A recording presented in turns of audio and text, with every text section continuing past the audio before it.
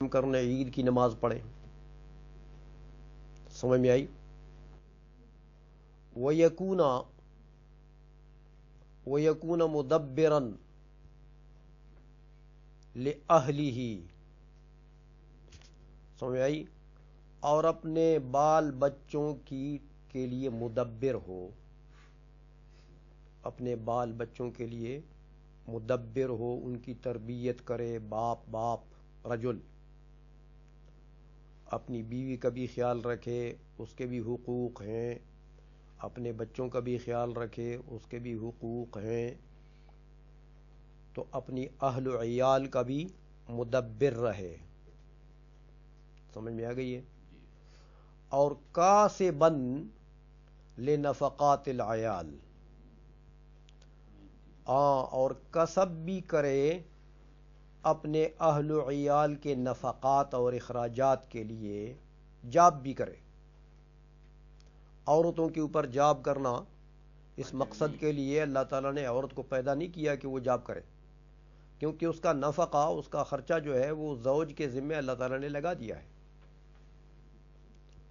سمجھ میں آ گئی ہے؟ تو وہ کاسب ہو، اپنے اہل و عیال اور ضروریات کے لیے کاسب بھی ہو. یہ بہت سے اغراض ہیں، یہ اغراض ہیں مرد کے پیدا کرنے سے. سمجھ میں آ گئی ہے؟ یہ جو تعریف برجل کی آپ نے کی ہے ایک اصول فقہ کے ساتھ، یعنی یہ اصول فقہ میں نوع کی یہ تعریف، نوع کی، ہاں یہ خاص ہے. منطق میں بدل جائے گی، اب آپ آئیں گے منطق میں تو وہاں کچھ فرق آئے گا. آئی سمجھ میں؟ یہ ہے رجل. ان مقاصد کے لیے، ان اغراض کے لیے اللہ تعالیٰ نے رجل کو، مرد کو پیدا کیا ہے. اب دیکھیں، مرد جتنے بھی ہیں، جتنے افراد بھی رجل کے ہیں، سب ان اغراض میں کیا ہیں؟ متفق. سب قائمین للجمعہ والاعیاد ہیں نا. وہی نہ پڑھے کافر بن جائے تو اس کا اپنا قصور ہے نا، خدا نے تو اس کے لیے نہیں بنایا تھا اس کو. سمجھ؟ اللہ تعالیٰ نے تو اس کے لیے نہیں بنایا کہ تو کافر بن جا. اللہ تعالیٰ نے تو مکلف کر دیا، وما خلقت الجن والانس الا لیعبدون. سمجھ میں آئی؟ تو اللہ تعالیٰ نے تو دین کا مکلف بنا دیا ان کو، لیکن اب کوئی باغی ہو جائے تو وہ اس کا اپنا قصور ہے. سمجھ آ گئی؟ عورت کو اللہ تعالیٰ نے مزدوری کے لیے، جاب کے لیے نہیں بنایا تھا، لیکن وہ باغی ہو گئی ہے. سمجھ آ گئی ہے؟ تو اب وہ بھی جاب کرنے لگی ہے، تو یہ اس کا اپنا قصور ہے. اللہ تعالیٰ نے اس مقصد کے لیے مرد بنایا ہے. تو یہ سب جتنے اغراض ہیں مرد کے، رجل کے، یہ سب افراد اس میں متفق ہیں. دیکھو، اب آپ کہیں کہ امام تو مسجد میں کوئی ہوتا ہے، سب رجل تو امام نہیں ہے. تو بھئی یہ ان کا قصور ہے جنہوں نے علم نہیں سیکھا، ورنہ صلاحیت تو اس کے اندر بھی اللہ نے بنائی ہے کہ یہ بھی امام بن سکتا ہے. جو پیچھے کھڑے ہیں جن کو کلمہ بھی صحیح طریقے سے نہیں، ان کا اپنا قصور ہے کہ انہوں نے دین نہیں سیکھا. ورنہ اللہ تعالیٰ نے تو صلاحیت جیسے مولوی میں بنائی ہے، مولوی کوئی ماں کے پیٹ سے مولوی نہیں گرا تھا. تو جو صلاحیتیں اللہ تبارک و تعالیٰ نے اس کے اندر بنائی اور اس نے علم حاصل کیا، وہی صلاحیتیں دوسروں میں بھی ہیں، دوسرے لوگوں میں بھی ہیں. تو اگر وہ ان کو استعمال کرتے تو وہ بھی امام بن سکتے تھے. سمجھ میں آ گئی؟ تو بہرحال یہ نوع کی تعریف ہے، اور یہ مثال ہے رجل، اصول فقہ کے نوع کی. آئی سمجھ میں؟ وفی تخصیص الجنس انسان، اور دیکھیں تخصیص الجنس، جنس اصول فقہ میں کہتے ہیں کلی مقول علی کثیرین مختلفین بالاغراض. کلی مقول علی کثیرین مختلفین، وہاں نو میں کیا تھا؟ متفقین بالاغراض. یہاں کیا ہے؟ مختلفین بالاغراض.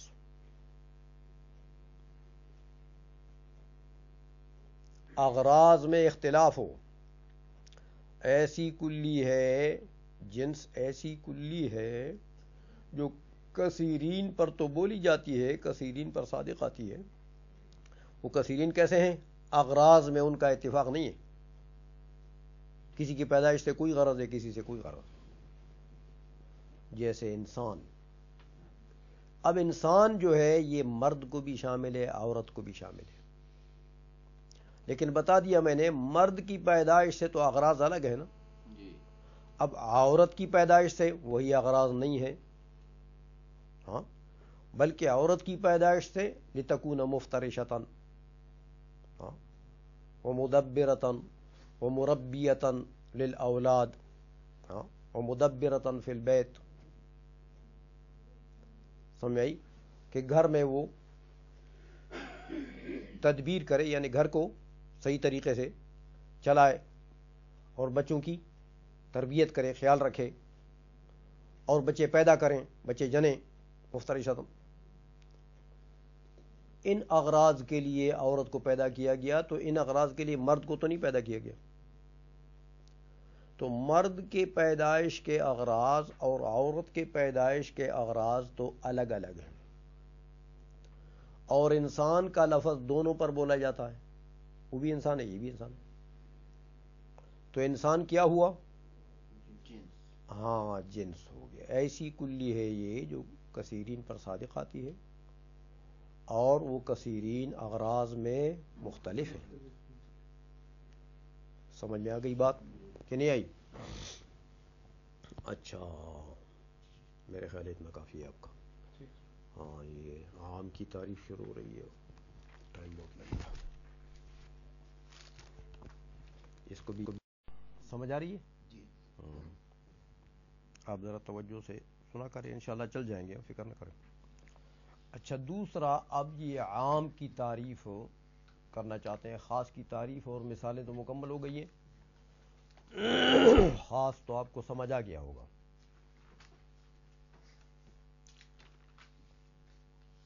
عام کی تعریف فرماتے ہیں کہ والعام کل لفظ ينتظم جمعا من الافراد اما لفظا و اما معنی. عام جو ہے کل لفظ، میں نے آپ کو بتا دیا تھا کہ یہ لفظ جنس ہے، یہاں بھی ویسے ہی ہے، موضوع محمل سب کو شامل. وہاں پر تھا خاص میں کہ کل لفظ وضع لمعنى معلوم. یہاں ایسا نہیں ہے، وہ وضع تو مراد ہے ہی ہے، کیونکہ ینتظم کا جو لفظ ہے وہ وضع پر مشتمل ہے، اس لیے وضع لانے کی یہاں ضرورت نہیں ہے. ینتظم جمعا من الافراد، یہاں وہ لفظ جس کی وضع ہو ایسے مفہوم کے لیے، ینتظم جس کی وضع ہو ایسے مفہوم کے لیے جو مفہوم بیک وقت شامل ہو جماعت افراد کو، جو مفہوم بیک وقت شامل ہو افراد کی جماعت کو، علی الانفراد نہیں، جیسے وہاں تھا کہ بس ایک کوئی شامل ہو.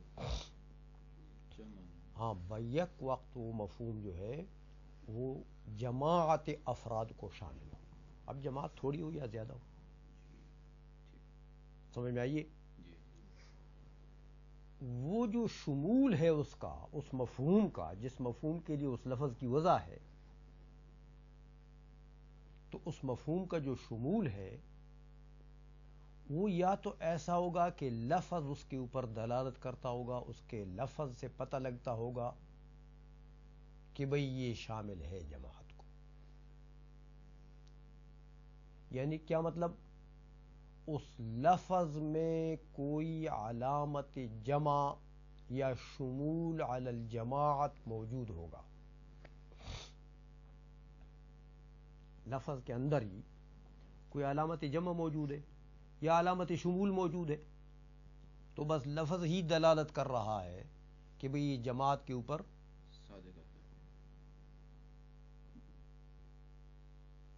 یا ایسا نہیں ہوگا، یعنی لفظ سے نہیں پتہ لگتا ہوگا کہ اس میں کوئی شمول ہے جماعت کے لیے، جماعت پر اشتمال ہے اس کا، لیکن اس کا جب معنی کریں گے نا تو آپ کو پتہ لگ جائے گا کہ واقعہ یہ تو جماعت کو شامل ہے۔ تو یا شمول لفظی ہوگا یا شمول معنوی ہوگا، دونوں قسم جو ہے ان کو عام کہتے ہیں۔ تعریف کو سمجھ گئے ہو؟ وہ لفظ جس کی وضع ہو ایسے مفہوم کے لیے، یہاں یہ الفاظ نہیں ہے کتاب کے اندر، وہ لفظ جس کی وضع ہو ایسے مفہوم کے لیے جو مفہوم شامل ہو جماعت افراد کو۔ اب وہ شمول جو ہے یا لفظی ہوگا یا معنوی ہوگا۔ لفظی کا کیا مطلب؟ کہ اس لفظ میں ایسی علامت موجود ہے کہ وہ دلالت علی الشمول کر رہا ہے، یا جمع کی علامت ہے یا کوئی اور چیز ہے۔ سمجھ میں آ گئی ہے؟ اور معنوی کا مانن کا کیا مطلب؟ کہ لفظ میں ایسی کوئی علامت نہیں ہے، لیکن جب معنی کی طرف آپ جائیں گے پھر پتہ لگے گا کہ یہ تو عام ہے۔ بات سمجھ آ گئی کہ نہیں آئی؟ کھوپڑی کے اندر گئی کہ باہر گئی؟ اگر اس کو نہیں سمجھے ہو تو آگے نہیں سمجھ سکو گے۔ تعریف سمجھ آ گئی؟ اچھا، اب جب آپ نے کہا کہ کل لفظ، تو میں نے بتا دیا آپ کو کہ لفظ تو جنس ہے۔ ینتظم کا جب لفظ بولا تو آپ نے کہا ینتظم کا کیا مطلب ہے؟ کہ اس کی وضع ہو ایسے مفہوم کے لیے، تو لفظ محمل بھی، کیونکہ یہ تو لفظ موضوع کی بات ہو رہی ہے،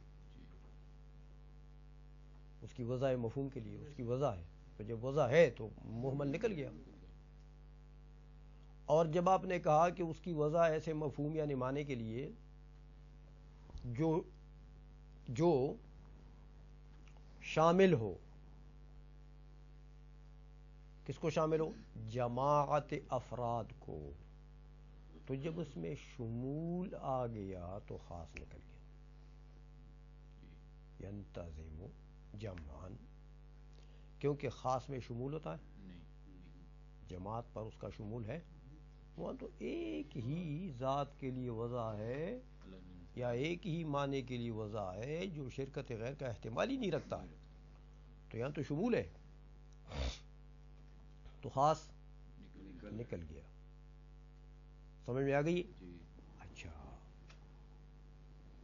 تو جمع من الافراد تثنیہ نکل گیا، کیونکہ تثنیہ میں جماعت افراد نہیں ہے، اسماء اعداد نکل گئے، اسماء اعداد، اسماء عدد نحو امیر میں آپ پڑھ چکے ہیں، وہ بھی کئیوں پر دلالت کرتے ہیں، لیکن یہ یاد رکھیں اسماء عدد جو ہیں وہ جمع من الافراد پر مشتمل نہیں ہوتے، وہ جمع من الاجزاء پر مشتمل ہوتے ہیں۔ وہ جن پر ان کا اشتمال ہے نا وہ ان کے اجزاء ہیں، وہ ان کے افراد نہیں ہیں۔ فرد اور جز میں فرق ہے، سمجھ آ گئی ہے؟ اچھا، تو اس لیے وہ بھی نکل گئے۔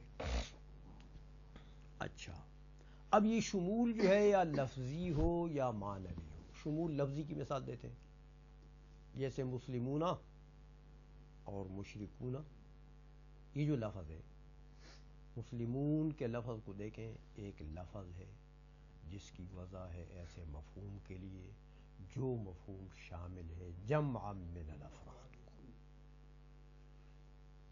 سمجھ آ گئی؟ اسی طرح مشرکون کا لفظ ہے، ایسا لفظ ہے جس کی وضع ہے ایسے مفہوم کے لیے جو جمع من الافراد کے لیے، کیونکہ جمع کے یہ تو جمع کسی غیر نا، اور واو علامت جمع موجود ہے، نون تو اعرابی ہے لیکن واو تو علامت جمع ہے،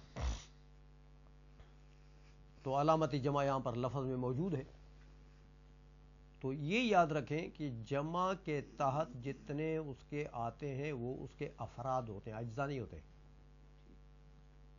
وہ اس کے افراد ہوتے ہیں.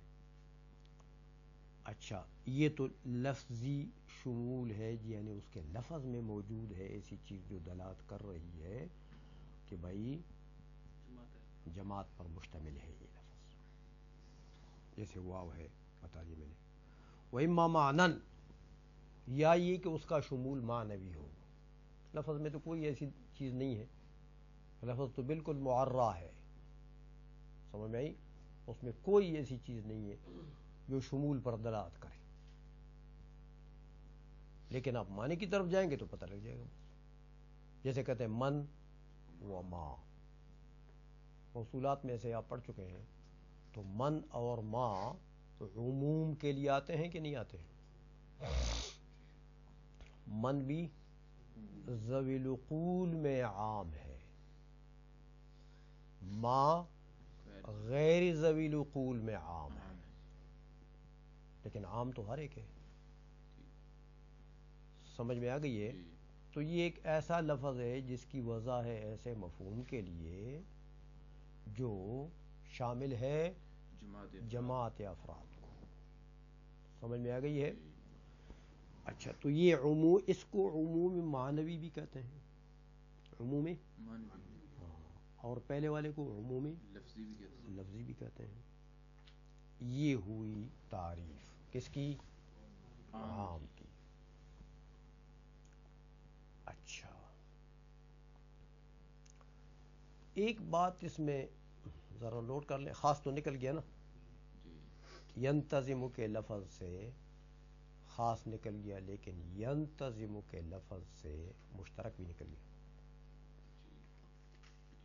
کیونکہ مشترک بھی بیک وقت تو کئی معنوں پر شامل نہیں ہوتا.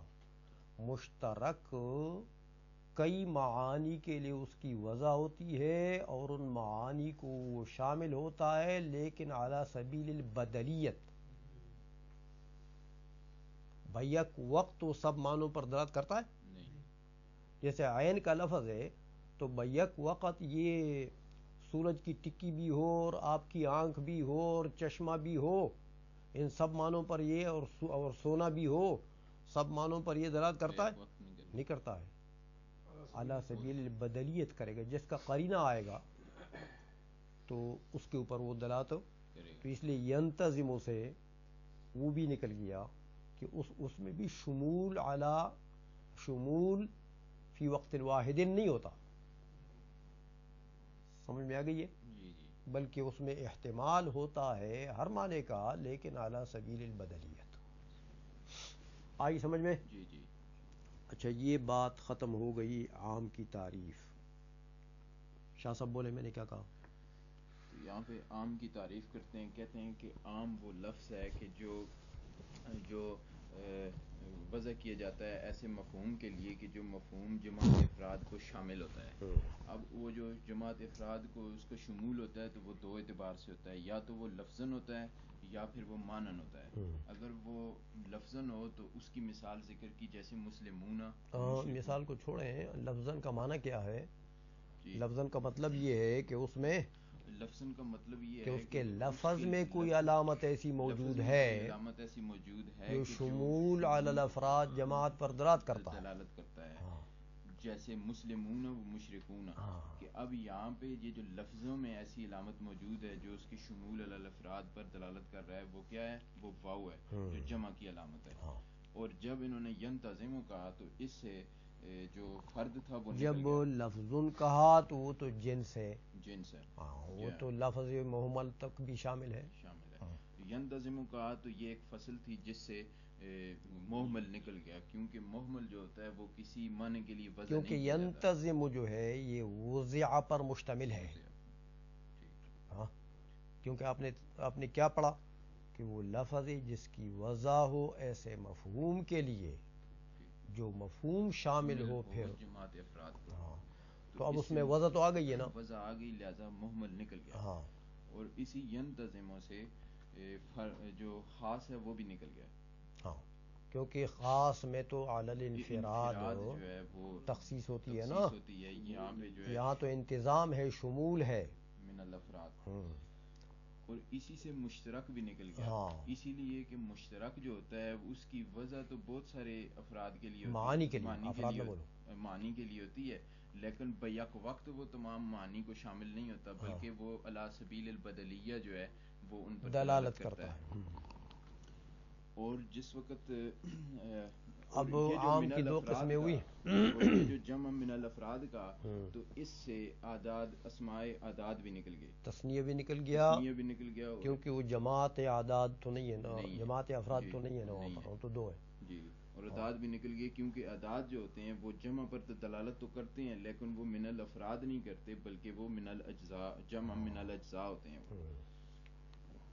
اور وَإِمَّا مَعْنًا، کہ ان کا شمول لفظی ہو یا معنوی ہو. جیسے معنوی کی مثال دی کہ من و ما، تو من جو ہے یہ ذوی العقول میں عام ہے اور ما غیر ذوی العقول میں عام ہے. ہاں، یعنی دونوں میں عموم ہے، ہر ایک پر وہ عام کی تعریف صادق آتی ہے.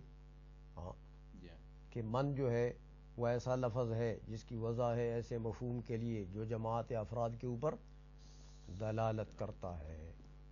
سمجھ میں آ گئی ہے؟ تو یہ بھی عام ہے، لیکن ذوی العقول میں. یاد رکھیں ہر لفظ کا عموم جو ہے، عموم کا یہ مطلب یہ نہیں ہوتا کہ زمین سے لے کر آسمان تک جتنی چیزیں ہیں سب پر وہ عام ہوگا. عموم کا اپنا ایک دائرہ ہوتا ہے، ہر چیز کے عموم کا اپنا ایک دائرہ ہوتا ہے. جیسے دیکھو نا یہ وہابی لوگ جو ہیں، یہ وما اہل به لغیر اللہ جو محرمات میں شمار ہے، اس میں یہ ماں کو عام لیتے ہیں، کہتے ہیں بھئی اس میں غیر مذبوحات بھی شامل ہیں. ایسے کھوتے ہیں.